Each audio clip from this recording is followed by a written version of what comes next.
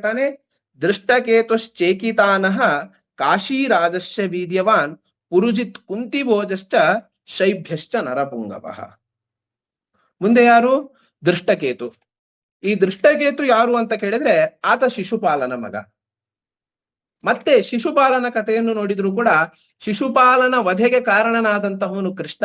ಆ ಕೃಷ್ಣ ಎಲ್ಲಿದ್ದಾನೆ ಅಂತ ನೋಡಿದ್ರೆ ಆತ ಇರುವಂತಹದ್ದು ಪಾಂಡವರ ಕಡೆ. ಆದ್ರೆ ಅವನ ಮಗ ದೃಷ್ಟಕೇತು ಯಾರ ಕಡೆ ನಿಂತಿದ್ದಾನೆ? ಮತ್ತದೇ ಪಾಂಡವರ ಕಡೆಗೆ ನಿಂತಿದ್ದಾನೆ. ಮುಂದೆ ಚೇಕಿತಾನ ಯಾದವ ವೀರ, ಆತನೂ ಕೂಡ ಪಾಂಡವರ ಪರವಾಗಿಯೇ ನಿಂತ. ಇನ್ನು ಕಾಶಿ ರಾಜ, ಈತ ಭೀಮನಿಗೆ ಹೆಣ್ಣು ಕೊಟ್ಟಂತವನು. ಹಾಗಾಗಿ ಇವನು ಕೂಡ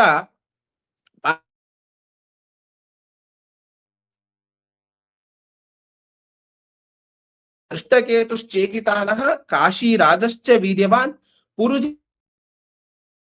ಇನ್ನು ಕುಂತಿ ಭೋಜ, ಆತ ಕುಂತಿಯ ಸಾಕು ತಂದೆ. ಕುಂತಿ ಯಾರು ಅಂತ ಕೇಳಿದ್ರೆ ಕುಂತಿ ಕೃಷ್ಣನ ತಂದೆ ವಸುದೇವ, ಶೂರಸೇನ. ಆ ಶೂರಸೇನನಿಗೆ 5 ಜನ ಹೆಣ್ಣು ಮಕ್ಕಳು.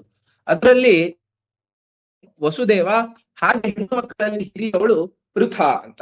ಆ ಪೃಥ ಯಾರು ಅಂತ ಕೇಳಿದ್ರೆ ಆ ಪೃಥಳನ್ನು ಕುಂತಿ ಭೋಜ ದತ್ತುವಾಗಿ ತೆಗೆದುಕೊಳ್ತಾನೆ. ಹಾಗಾಗಿ ಅವಳು ಕುಂತಿ ಆಗ್ತಾಳೆ. ಅಂತಹ ಕುಂತಿ ಭೋಜ ವಾಸ್ತವವಾಗಿ ಅವರಿಗೆ ಯಾವುದೇ ರೀತಿಯಾದಂತಹ ಸಂಬಂಧಗಳಿಲ್ಲ. ದತ್ತು ತೆಗೆದುಕೊಂಡ ಕಾರಣಕ್ಕಾಗಿ ಅಂತಹ ಕುಂತಿ ಭೋಜ ಏನಿದ್ದಾನೋ ಅವರು ಕೂಡ ಪಾಂಡವರ ಕಡೆಗೆ ಬಂದು ನಿಲ್ತಾನೆ. ಪುರುಜಿತ್ ಮತ್ತು ಕುಂತಿ ಭೋಜ ಇವರು ಒಂದೇ ರಾಜವಂಶದವರು, ಅಣ್ಣ ತಮ್ಮಂದಿರು. ಇವರು ಕೂಡ ಯುದ್ಧಕ್ಕೆ ಬಂದು ನಿಂತಿದ್ದಾರೆ. ಅದೇ ರೀತಿಯಲ್ಲಿ ಶೈಭ್ಯಶ್ಚ ನರಪುಂಗವಃ, ಇನ್ನೊಬ್ಬ ಶೈಭ್ಯ. ಈತನೂ ಕೂಡ ಆ ಕಾಲದ ಅತ್ಯಂತ ಶ್ರೇಷ್ಠನಾದಂತಹ ಯುಧಾಮನ್ಯುಶ್ಚ ವಿಕ್ರಾಂತಃ ಉತ್ತಮೌಜಾಶ್ಚ ವೀರ್ಯವಾನ್. ಯುಧಾಮನ್ಯು ಮತ್ತು ಉತ್ತಮೌಜ ಇವರು ದೃಪದನ ಮಕ್ಕಳು. ಇವರು ಕೂಡ ಅತ್ಯಂತ ಬಲಶಾಲಿಗಳಾಗಿದ್ದು ಒಂದೊಂದು ಅಕ್ಷೌಹಿಣಿಯನ್ನು ಮುನ್ನಡೆಸಬಲ್ಲಂತಹ ವೀರರು. ಕೇವಲ ಇಷ್ಟು ಮಾತ್ರವಾ? ಈ 11 ಜನರ ಹೆಸರನ್ನು ಹೇಳ್ತಾನೆ.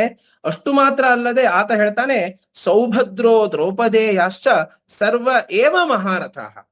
ಕೇವಲ ಇವರು ಮಾತ್ರ ಅಲ್ಲ, ಇವರೊಂದಿಗೆ ಇವರ ಪಾಂಡವರ ಮಕ್ಕಳು ಕೂಡ, ಅವರೂ ಕೂಡ ಒಬ್ಬೊಬ್ಬರು ಮಹಾರಥರಿಗೆ ಕಮ್ಮಿ ಆದಂತಹವರಲ್ಲ ಅಂತ.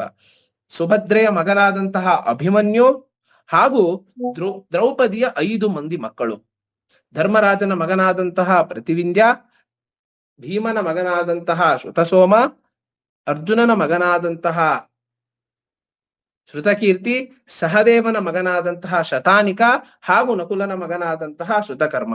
ಹೀಗೆ 5 ಜನ ದೃಪದನ ಮಕ್ಕಳು ಯಾರಿದ್ದಾರೋ, 5 ಜನ ದ್ರೌಪದಿಯ ಮಕ್ಕಳು ಯಾರಿದ್ದಾರೋ, ಹಾಗೂ ಸುಭದ್ರೆಯ ನಂದನನಾದಂತಹ ಅಭಿಮನ್ಯು. ಹೀಗೆ ಇವರೆಲ್ಲರೂ ಕೂಡ ಮಹಾರಥರಿಗೆ ಕಮ್ಮಿಯಾದಂತವರಲ್ಲ, ಅತ್ಯಂತ ಬಲಶಾಲಿಗಳು ಅಂತ ಆತ ಹೇಳ್ತಾನೆ. ಒಟ್ಟು ಇಲ್ಲಿ ಆತ ಎಷ್ಟು ಜನರ ಹೆಸರನ್ನು ಹೇಳ್ತಾನೆ ಅಂತ ಕೇಳಿದ್ರೆ, ಪಾಂಡವರ ಕಡೆ ಇರುವಂತಹದ್ದು 7 ಅಕ್ಷೌಹಿಣಿ. ಆತ ಒಟ್ಟು ಹೆಸರು 18 ಜನರ ಹೆಸರನ್ನು ಹೇಳ್ತಾನೆ. ತವ ಶಿಷ್ಯೇಣ ಧೀಮತ ಅಂತ ಹೇಳಿ ದೃಷ್ಟದ್ಯುಮ್ನನ ಹೆಸರನ್ನು ಸೇರಿಸ್ತಾನೆ.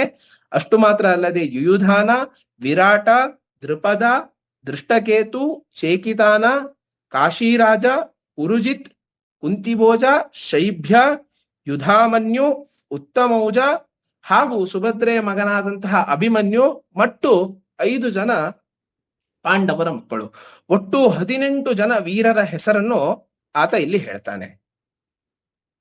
ಹಾಗೆ ಇಷ್ಟು ಜನರ ಹೆಸರನ್ನು ಆತ ಹೇಳಿದ ಬಳಿಕ ಹೇಳ್ತಾನೆ, ಅಸ್ಮಾಕಂತು ವಿಶಿಷ್ಟಾಯೇ ತಾನ್ನಿ ಬೋಧ ವಿಜೋತ್ತಮ ನಾಯಕ ಮಮ ಸೈನ್ಯಸ್ಯ ಸಂಜ್ಞಾರ್ಥಂ ತಾನ್ ಬ್ರವೀಮಿತೆ. ಸರಿ, 7 ಅಕ್ಷೌಹಿಣಿ ಇರುವಂತಹ ಪಾಂಡವರ ಪರವಾಗಿ ವೀರರ ಹೆಸರನ್ನು ಪಟ್ಟಿಕೊಡುವಂತಹ ಸಂದರ್ಭದಲ್ಲಿ ಆತ 18 ಜನರ ಹೆಸರನ್ನು ಹೇಳ್ತಾನಲ್ಲ. ಹಾಗಾಗಿ ಅದಿಷ್ಟು ಹೇಳಿದ ಬಳಿಕ ಹೇಳ್ತಾನೆ, ಅಷ್ಟು ಮಾತ್ರ ಅಲ್ಲ, ದ್ವಿಜೋತ್ತಮರಾದಂತಹ ದ್ರೋಣಾಚಾರ್ಯರೇ, ನಮ್ಮಲ್ಲಿಯೂ ಕೂಡ ವೀರರಿದ್ದಾರೆ. ಅಸ್ಮಾಕಂತೂ ವಿಶಿಷ್ಟಾಯೇ,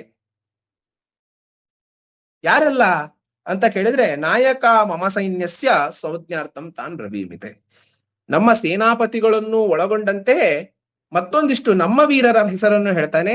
ತಮ್ಮ ಅರಿವಿಗಿರ್ಲಿ, ಇದೆಲ್ಲ ಗೊತ್ತಿರುವಂತಹ ವಿಚಾರವೇ, ಆದರೂ ತಮಗೆ ನೆನಪಿಸಿ ಕೊಡುವ ಕಾರಣಕ್ಕಾಗಿ ನಮ್ಮಲ್ಲಿಯೂ ಇರುವಂತಹ ವೀರರ ಹೆಸರನ್ನು ನಾನು ನಿಮಗೆ ಒಮ್ಮೆ ಹೇಳ್ತೇನೆ ಅಂತ ಹೇಳ್ತಾನೆ. ಯಾರು ಆ ವೀರರು ಅಂತ ಕೇಳಿದ್ರೆ, ಭವಾನ್ ಭೀಷ್ಮಶ್ಚ ಕರ್ಣಶ್ಚ ಕೃಪಶ್ಚ ಸಮಿತಿಂಜಯ ಅಶ್ವತ್ಥಾಮ ವಿಕರ್ಣಶ್ಚ ಸೋಮದತ್ತಿಸ್ತತೈವಚ.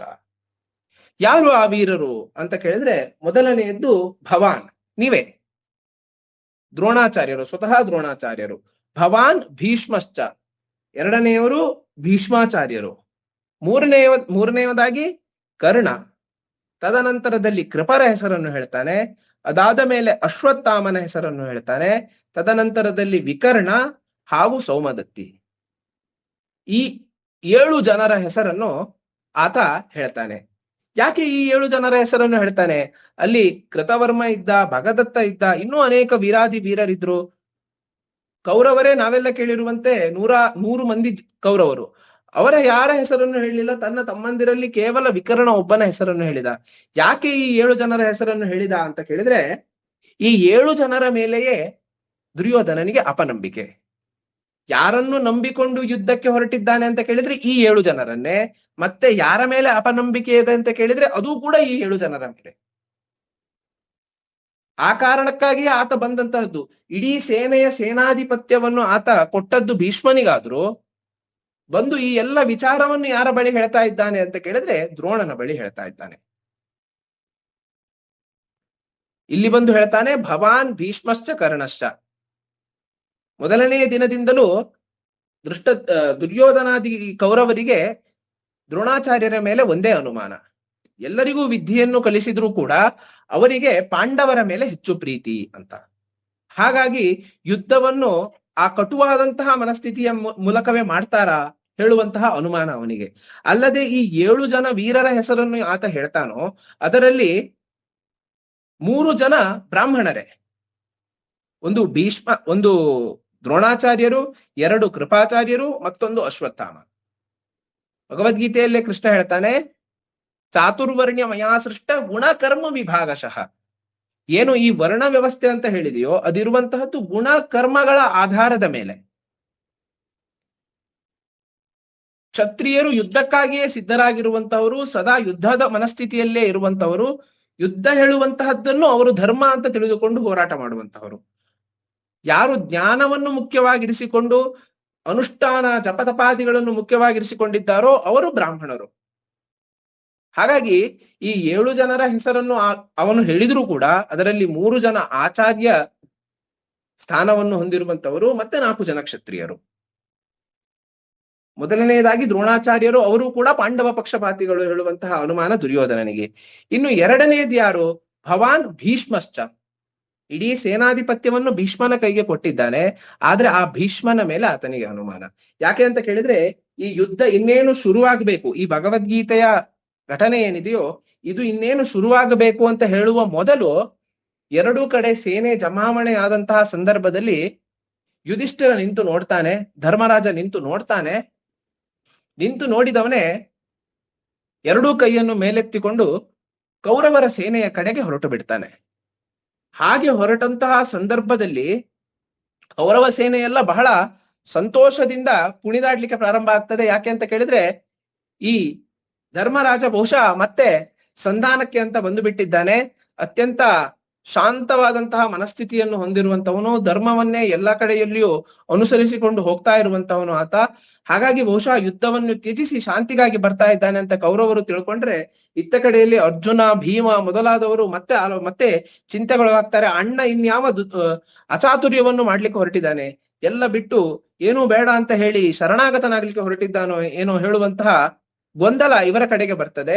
ಆದ್ರೆ ತಾನು ಏನು ಮಾಡ್ತೇನೆ ಹೇಳುವಂತಹ ಅರಿವಿದ್ದಂತಹ ಧರ್ಮರಾಜ ಸೀದಾ ಮೊದಲು ಹೋಗ್ತಾನೆ ಭೀಷ್ಮ, ದ್ರೋಣ ಮೊದಲಾದಂತಹ ಹಿರಿಯರ ಬಳಿಗೆ ಹೋಗಿ ಆತ ಹೇಳ್ತಾನೆ, ಯುದ್ಧ ಮಾಡಬೇಕು ಹೇಳುವಂತಹ ಒತ್ತಾಸೆ ನನ್ನದಾಗಿರ್ಲಿಲ್ಲ.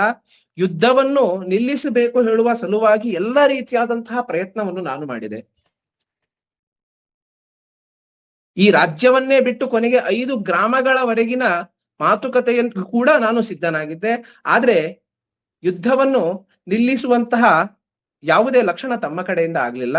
ಯುದ್ಧದ ಮಾಡುವಂತಹ ಯಾವುದೇ ಒತ್ತಾಸೆ ಇಲ್ಲದಿದ್ದರೂ ಕೂಡ ಅನಿವಾರ್ಯತೆಯ ಸಲುವಾಗಿ ನಾನು ಇಲ್ಲಿ ಬಂದು ನಿಂತಿದ್ದೇನೆ. ಹಿರಿಯರೊಂದಿಗೆ ಕಿರಿಯರಾದಂತಹ ನಾವು ಯುದ್ಧ ಮಾಡಬೇಕು ಹೇಳುವಂತಹ ಯಾವುದೇ ಆಲೋಚನೆಯನ್ನು ಇಟ್ಟುಕೊಂಡಿಲ್ಲ. ಆದ್ರೆ ಸಂದರ್ಭಕ್ಕೆ ಕಟ್ಟು ಬಿದ್ದು ಯುದ್ಧವನ್ನು ಮಾಡಲೇಬೇಕಾಗಿದೆ. ಹಾಗಾಗಿ ಯುದ್ಧವನ್ನು ಮಾಡ್ತಾ ಇದ್ದೇನೆ.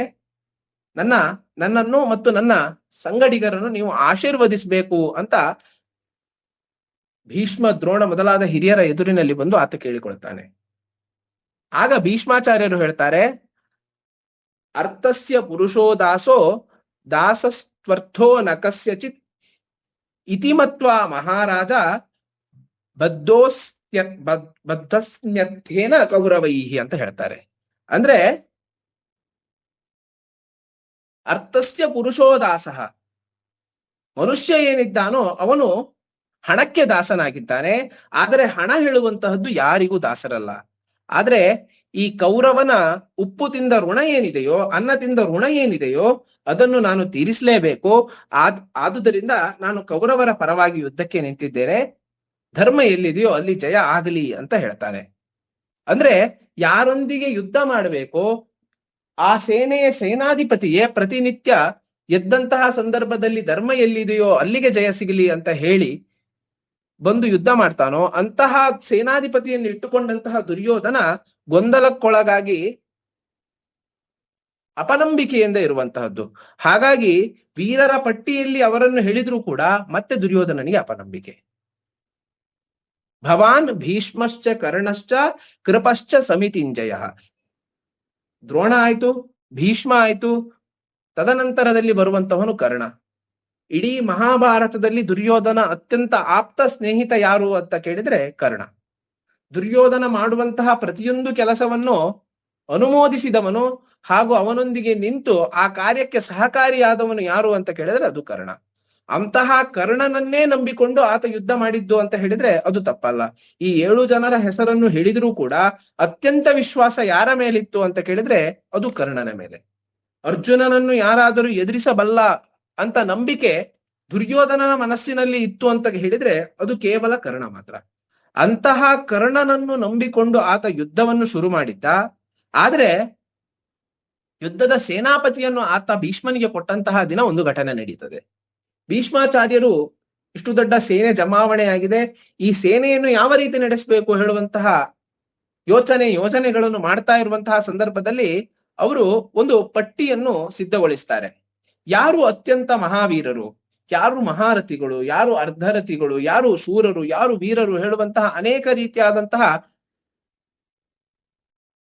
ವಿಚಾರವನ್ನು ಹೊಂದಿರುವಂತಹ ಪಟ್ಟಿಯನ್ನು ಸಿದ್ಧಗೊಳಿಸಿ ಪ್ರತಿಯೊಬ್ಬರಿಗೂ ಹೇಳ್ತಾರೆ, ಇವರು ಮಹಾರಥರು, ಇವರು ಈ ರೀತಿಯಾದಂತಹ ಸೇನೆಯನ್ನು ನಡೆಸ್ತಾರೆ, ಇವರು ಶೂರರು, ಇವರು ವೀರರು, ಇವರು ಅರ್ಧರಥಿಗಳು, ಹೀಗೆ ಇತ್ಯಾದಿ ಇತ್ಯಾದಿ ಪಟ್ಟಿಗಳನ್ನು ಹೇಳ್ತಾ ಎಲ್ಲರ ಹೆಸರನ್ನು ಹೇಳ್ತಾರೆ. ಆದ್ರೆ ಕರ್ಣನ ಹೆಸರನ್ನು ಹೇಳುವುದಿಲ್ಲ.